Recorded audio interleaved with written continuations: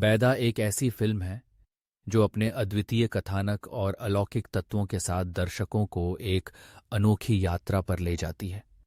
ये कहानी पूर्व जासूस राम बाबू की है, जो एक रहस्यमय मामले की जांच के लिए लौटता है।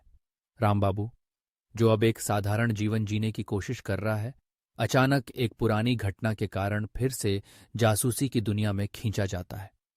फिल्म की शुरुआत में ही हमें राम बाबू के जीवन की धुंधलाहट और उसकी जिज्ञासा का परिचय मिलता है, जो उसे एक बार फिर से अपने पुराने जीवन की ओर ले जाती है। जैसे जैसे कहानी आगे बढ़ती है, राम बाबू को एक अलौकिक शक्ति का सामना करना पड़ता है, जो समय और वास्तविकता के बीच की सीमाओं को धुंधला कर देती है। यह शक्ति उसे एक ऐसे रहस्य में फंसा देती है जहां उसे अपने अतीत के साथ साथ वर्तमान को भी समझना होता है। फिल्म में समय का खेल बहुत ही दिलचस्प तरीके से प्रस्तुत किया गया है, जहां राम बाबू को अतीत के कुछ अंधेरे रहस्यों का सामना करना पड़ता है। यह समय की धुंधलाहट दर्शकों को एक थ्रिलिंग अनुभव देती है और हर मोड़ पर नई चुनौतियां पेश करती है। बैदा में अलौकिक तत्वों का समावेश कहानी को और भी रोमांचक बनाता है।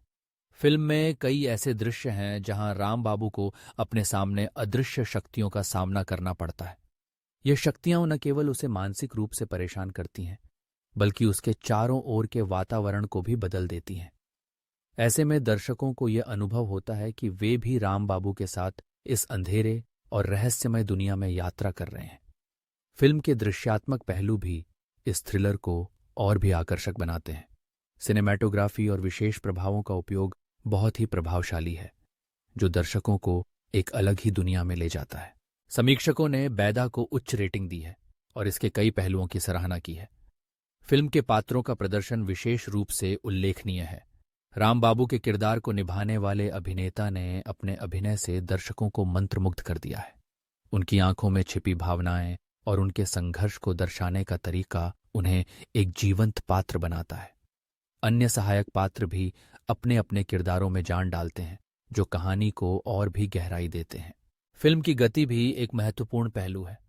पहले आधे घंटे में कहानी धीरे धीरे विकसित होती है, लेकिन जैसे जैसे राम बाबू की यात्रा आगे बढ़ती है, फिल्म की गति तेज होती जाती है। यह तेजी दर्शकों को बांधे रखती है और हर दृश्य में उन्हें अपनी सीट के किनारे पर बैठने पर मजबूर कर देती है। हालांकि कुछ समीक्षकों ने फिल्म के अंत को थोड़ा कमजोर बताया है, जहां कहानी का निष्कर्ष अपेक्षित रूप से संतोषजनक नहीं लगता। लेकिन यह भी सच है कि फिल्म का अंत दर्शकों को सोचने पर मजबूर करता है, जो इसे एक प्रायोगिक कहानी कहने का अनुभव बनाता है। बैदा की कहानी में कुछ कमजोरियां भी हैं। कुछ स्थानों पर संवाद थोड़े बेतुके लगते हैं और कभी कभी कथानक में गति की कमी महसूस होती है। लेकिन इन कमजोरियों के बावजूद फिल्म का समग्र अनुभव दर्शकों को एक अलौकिक थ्रिलर की दुनिया में ले जाता है, जो उन्हें रोमांचित और उत्साहित करता है।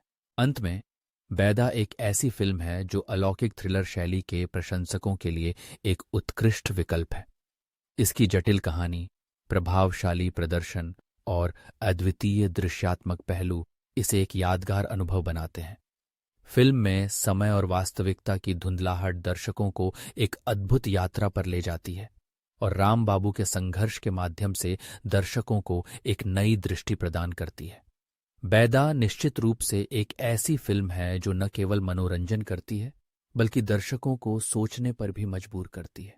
इस प्रकार बैदा एक अलौकिक थ्रिलर है जो दर्शकों को एक अनोखी और रोमांचक यात्रा पर ले जाती है।